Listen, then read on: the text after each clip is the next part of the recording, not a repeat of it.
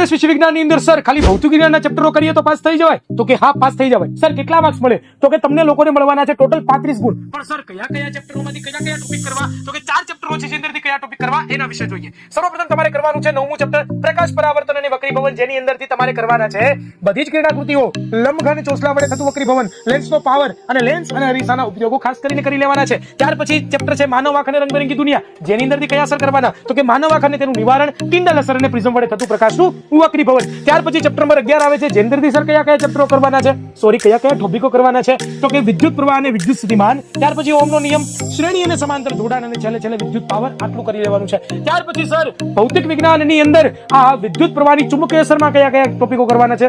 Solenoid કરી લેવાનું, most પૂછવાનું છે, ઘરેલું વિદ્યુત પરિપથ પૂછવાનું છે, ત્યાર પછી ફ્યુઝ પૂછવાનું છે, અને છેલ્લું ઓવરલોડિંગ અને શોર્ટ સર્કિટ પૂછવાના છે. જો આટલા તમે ટોપિક કરી લીધા તો વિજ્ઞાન વિષયની અંદર 35 જેટલા ગુણ અને વિજ્ઞાનની અંદર સંધિ પાસ થઈ જશો, એ 100% ની ગેરંટી.